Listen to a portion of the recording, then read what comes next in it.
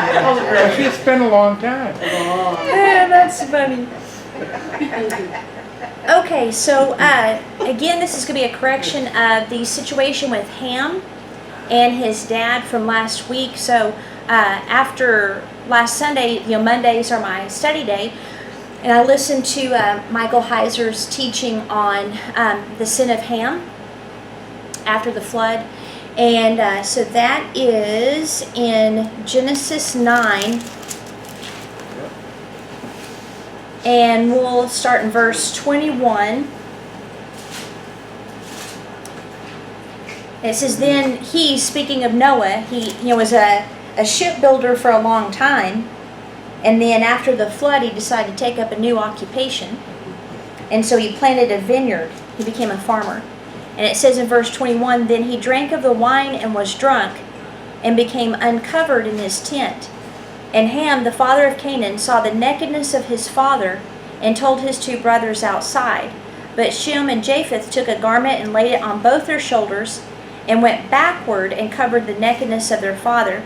Their faces were turned away, and they did not see their father's nakedness. So Noah awoke from his wine, and knew what his younger son had done to him. Then he said, cursed be Canaan. And we pointed that out last week. Why not Ham? Why did he curse Canaan? A servant of servants he shall be to his brethren. And then he blessed the other two brothers.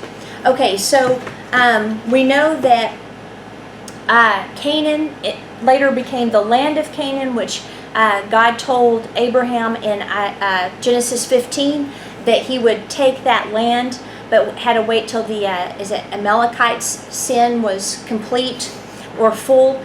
And that sin was the fact there were giants in the land. And so part of the, purpose, I guess you would say, of the Israelites when they left Egypt was to kill off the giants.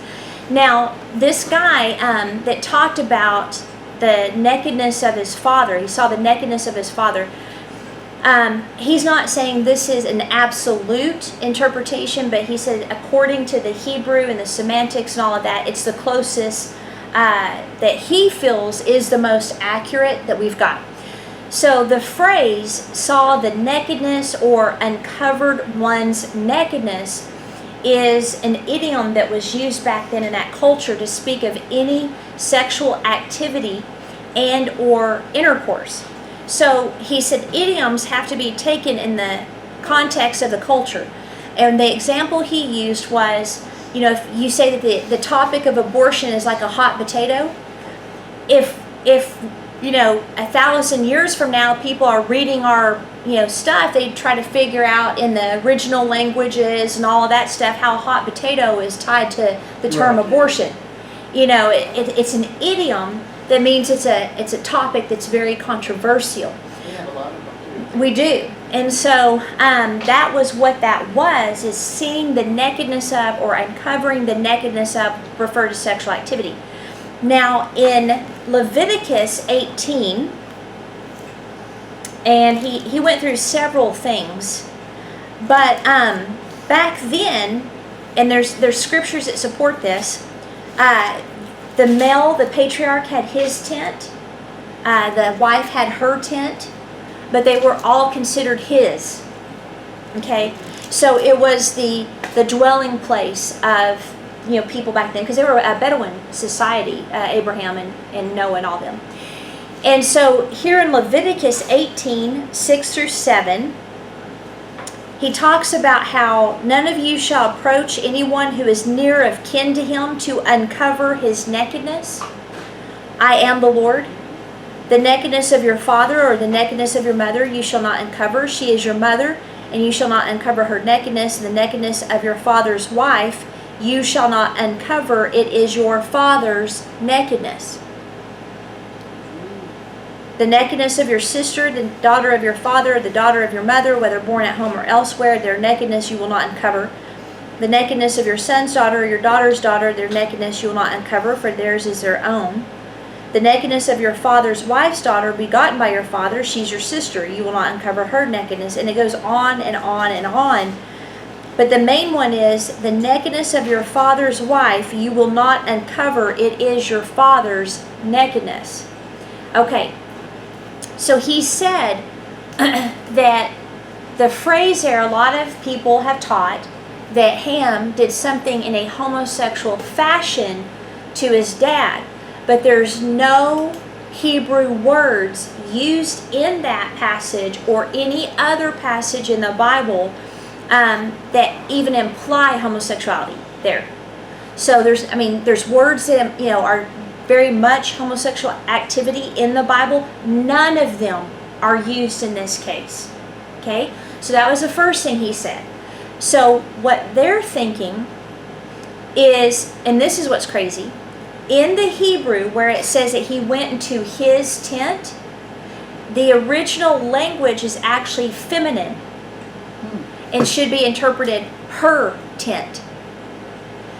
So they think that what happened is that Noah got intoxicated on his wine and that he was actually in her tent that night. And Ham went into her tent and raped his mother. Now you might be like, wow, okay, why would he do that to his own mother? Well, it was very common practice. David received Saul's wives and concubines. Absalom slept with his dad's wives and concubines on the roof. So that was a cultural practice of I'm taking over rule. So he slept with his mom to say, I'm the ruler, not you. Now what's interesting is from Ham came the world tyrants, or the rulers that would, by war, they would wage war and want to take over the world. Nimrod is one. The whole situation, if you look at his line, they're world tyrants. And so Babylon and all of them came from that. So it's no, to me, coincidence that in the land of Canaan, which was Ham's son, came a situation where all the giants lived. Okay, now, the reason he cursed Canaan is because his mom got pregnant. And so Canaan was the baby. Now, you might be like, well, it's all in one place. Well, it's like anything that's in the Bible, it's condensed. Like if you read the book of Acts, it's 20 years. It's 20 years of activity.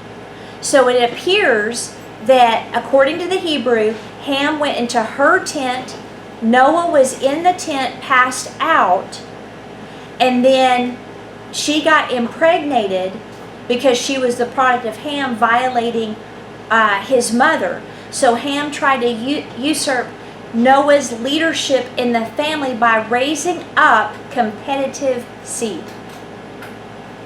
So that was supposed to solidify his right to rule.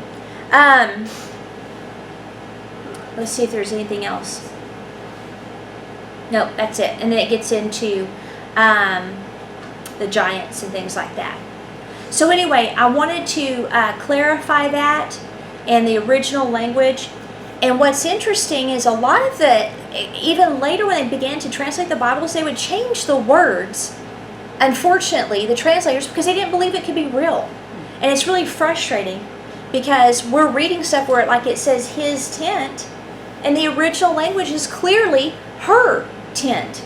It's just like in, I think it's Romans chapter 16. Yeah, Romans chapter 16, where it says Junia was an apostle of note.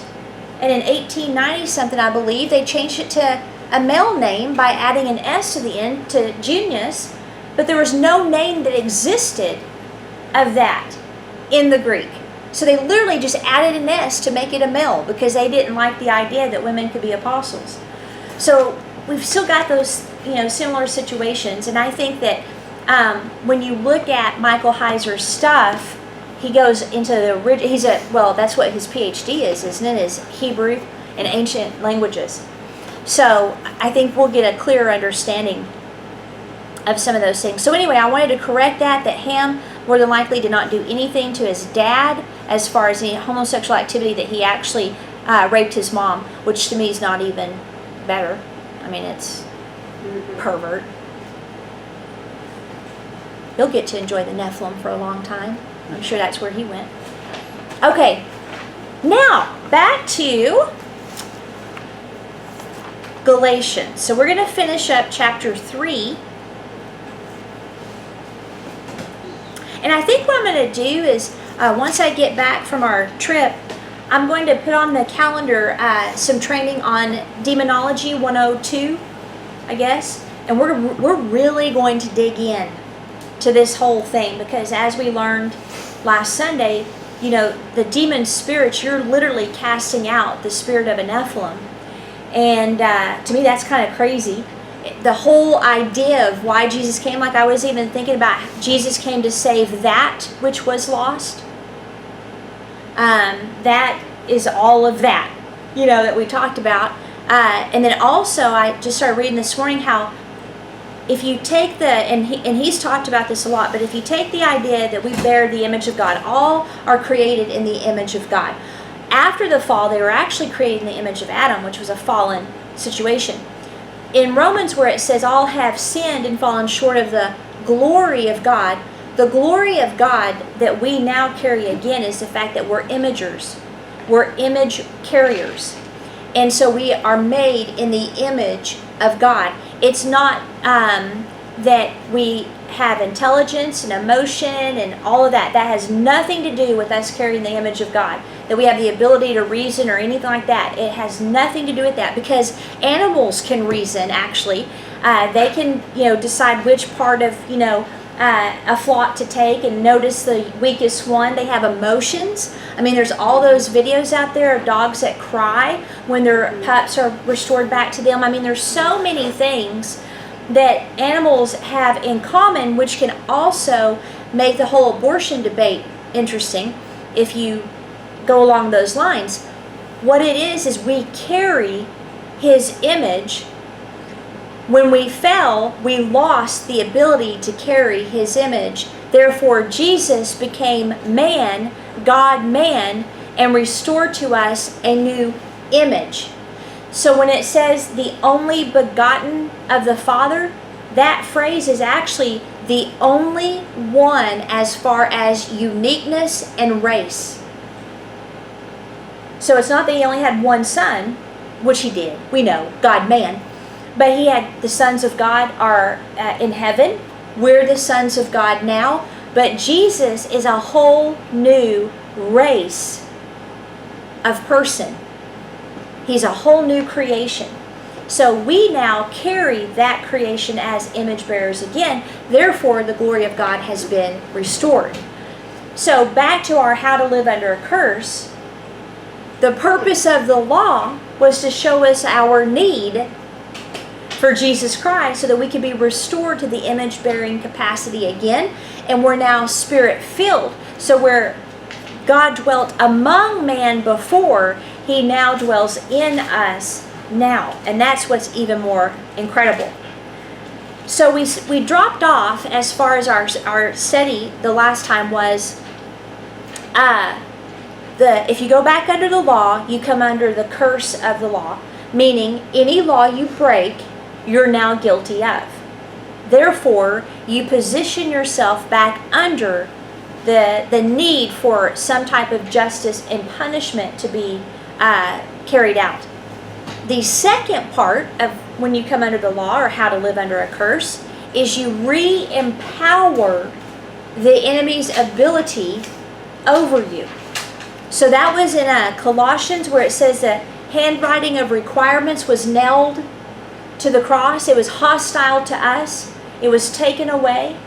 And then right after that it says, and he disarmed principalities and powers. So the way that they're armed is if you come under the law again.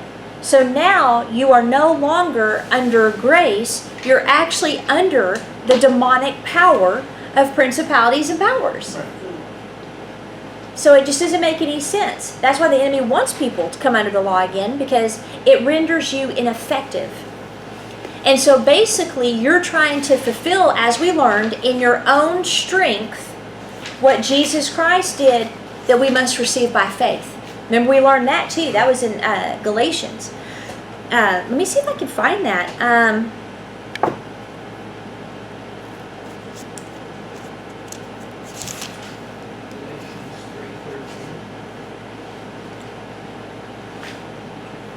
No. I mean, it literally says, that you want to do it with your own?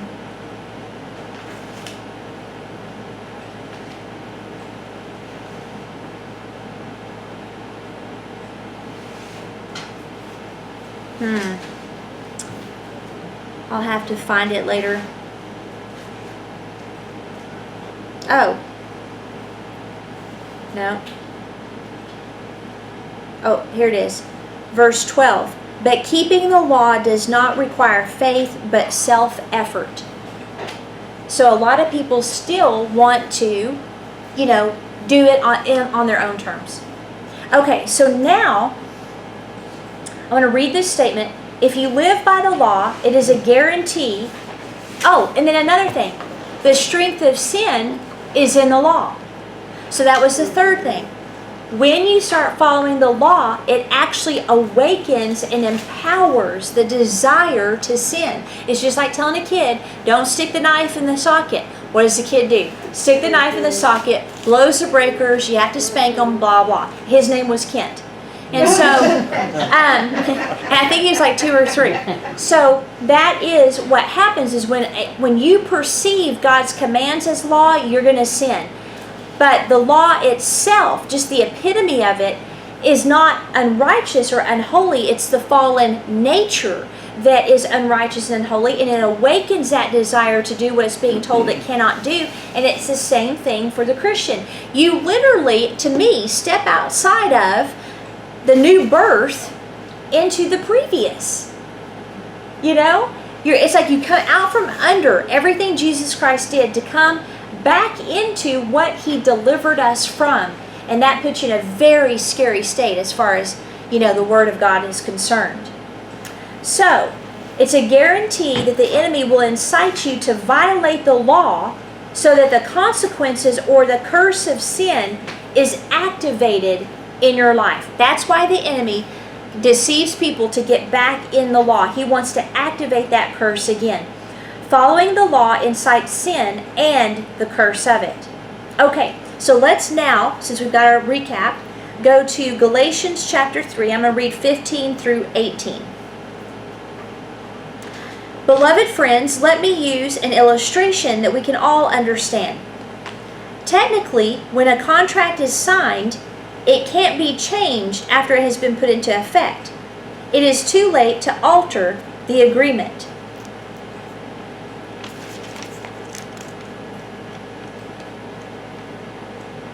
Interesting. Remember the royal proclamation. God spoke over Abraham and to Abraham's child. God said that his promises were made to pass on to Abraham's child, not children. And who is this child? It's the son of promise, Jesus, the anointed Messiah. This means that the covenant between God and Abraham was fulfilled in Messiah and cannot be altered. Yet, the written law was not even given to Moses until 430 years later after God signed his contract with Abraham.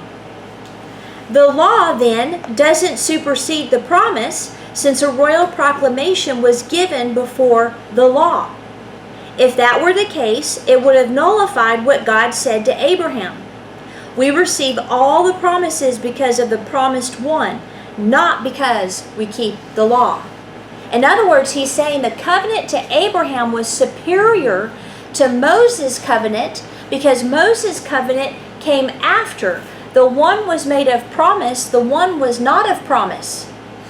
And this is where it gets interesting. If God's only begotten son means a child of a completely different race or creation, then Isaac, being a prototype of Jesus Christ, was also the only begotten son. In other words, he was also unique.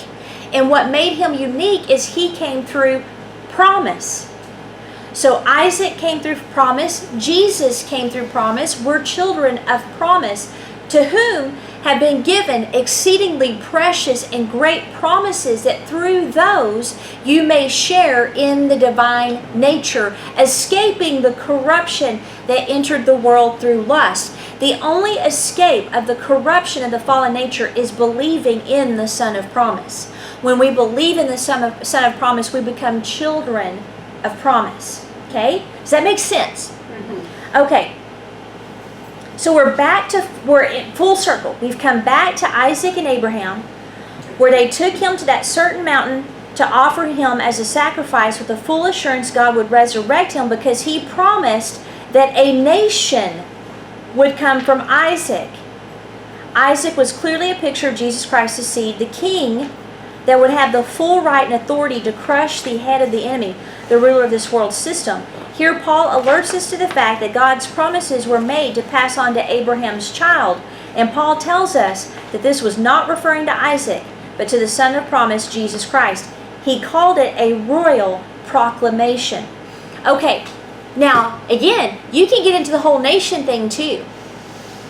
Because out of Jesus Christ would come a nation, a kingdom that would gradually consume and crush all other kingdoms until the last one, where the Lord then comes and sets up his rule on the throne of David in Jerusalem.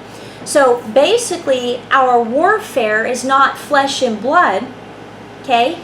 So we, as the unique, never before seen nation of kings and priests, right? Our assignment is to eat giants. Okay? So whenever we take cities, counties, and nations, we are displacing the enemy. And remember how we talked about the baptism? How the baptism is like a slap in the face to demon spirits because it reminds them of the flood. And it is a proclamation of loyalty according to the original language. I talked about that last week, right? Friday. Yeah. I thought it was Sunday. You did, but we also talked about that when we praise how it hurts Satan and we did on that Friday. So Noah's flood, the flood. Oh, and I got you more chocolate, Mike. Noah's flood destroyed the giants, right? The disembodied spirits, according to Enoch, are now demon spirits that inflict humans. Okay. Those demonic spirits are offended, terrorized, whatever you want to say, every time a Christian is baptized. According to the original language, when you are baptized, you are pledging your allegiance to Jesus Christ. They know Jesus Christ is the Son of God. And he has more authority than them. So even the baptism, not only is that allegiance thing, but it is also nanny, nanny, boo, boo.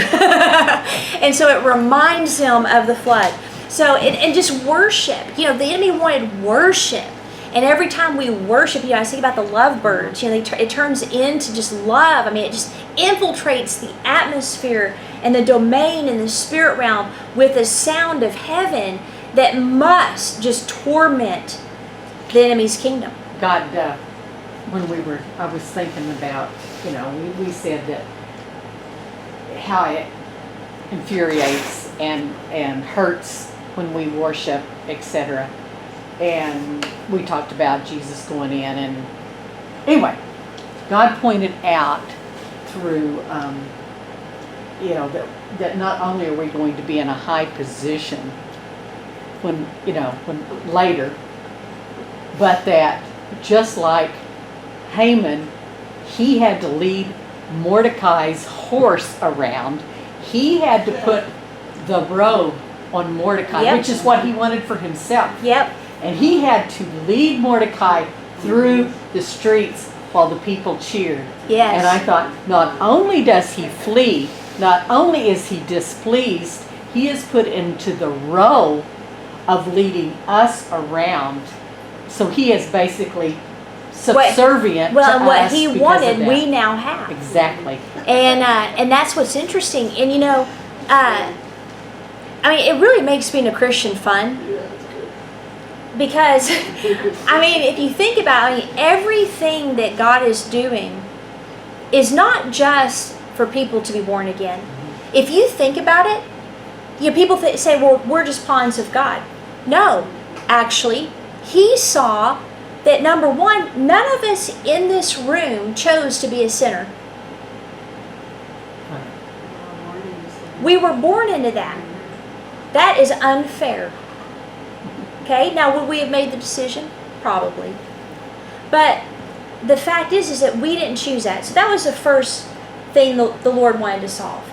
The second thing is, we dang sure didn't ask for holy angels to corrupt themselves in the earth with women. We didn't say, hey, can you go ahead and just finish us off?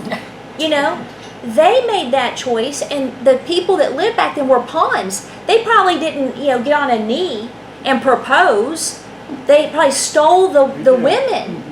And so you've got this situation where the corruption, like the Hebrew mindset of the second century or second temple Jew was that to them, that is what led to the accelerated corruption on the earth.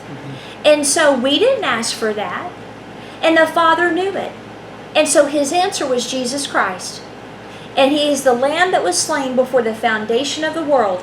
He knew that we would be pawns in the enemy's schemes, and he has now made us kings. See, that's what's awesome. So we now have more authority than the enemy has, unless you get a spirit of stupid on you and you come under the law. You've really abdicated your authority when you come back under the law.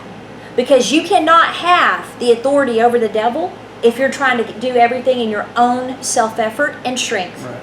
Okay? So that's where the enemy, to me, he has imprisoned and disempowered hundreds, thousands of Christians because they either try to live under Moses' law, or they try to live under their own denominational rules and regulations, or they live a performance lifestyle. Okay. Father had absolutely zero interest in preserving Moses' law and Moses' tabernacle. Remember, the only one he said he's going to rebuild is David's. David's is another picture of no law, because he saw that future time, brought it into his present.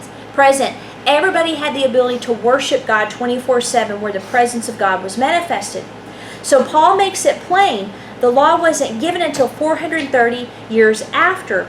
So the covenant that God made with Abraham that was fulfilled completely in Jesus Christ cannot be altered, nor should it be altered. If you look at the original language, it could be translated, the covenant of the Son of Man that I referenced should never be denigrated or changed in any way by men. So what Paul's saying is, when these legalists come in, they're trying to denigrate and change the covenant that was originally made with Abraham. Well, I was just going to say that, well, I listened to a teaching, and they were talking about, the high places. Mm-hmm. What does that mean? And they said, actually it was when people didn't want to go to the temple like they were supposed to. They wanted a little quick fix of God type thing. Mm-hmm. Then they went to the high places and worshiped in the way they wanted. Right. Yeah. And probably fashion it after the other nations. Right, I'm sure. and that's the reason a lot of the kings didn't take away the high places, because they perceived them as being something good. Right. But it was something that was out of the law. It was out of the will of God. Mm-hmm. It was that people wanted to do it in their own way, their own strength. Well, and you could take that back too. They could have supporting scripture. Mm-hmm. Well, Abraham built altars and worshipped at high places. And what's wrong with this? It's what's in your heart. Yeah. We've heard, it's all that kind of well, thing. And then we got understand the high places and mountains and stuff like that. That then goes into demonic realms as well. That's where they like to dwell.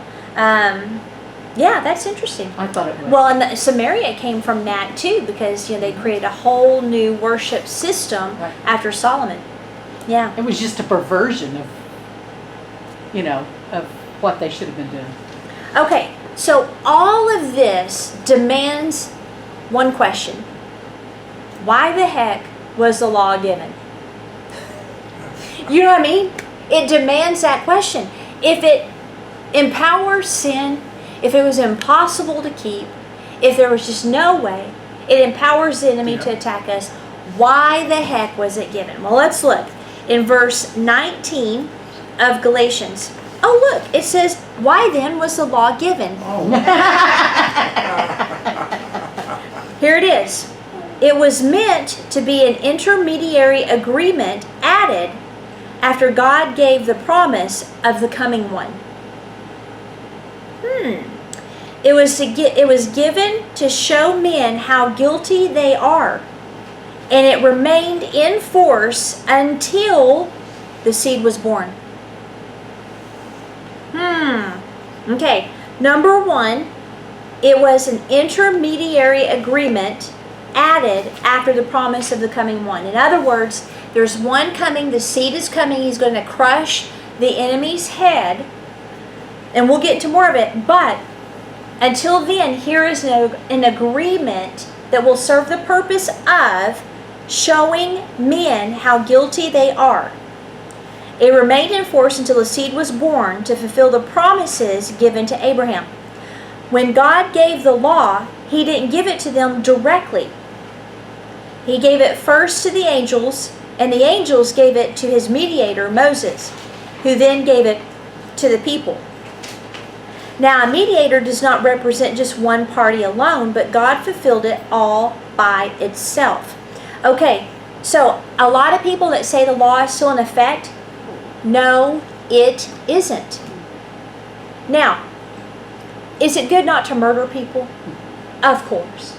Is it good not to lie or use the Lord's name in vain or, all that? Of course. Is it good to have a day where you rest? Yeah. But those are no longer laws that must be followed. Those are now the working of the will and the desire of God in our heart, where love, as you keep that commandment, will not murder, will not lie, will take care of its body, will rest when it needs, like all of the things that even people try to carry the 10 Commandments over. Okay, that's fine. Yes, we can tell people not to murder.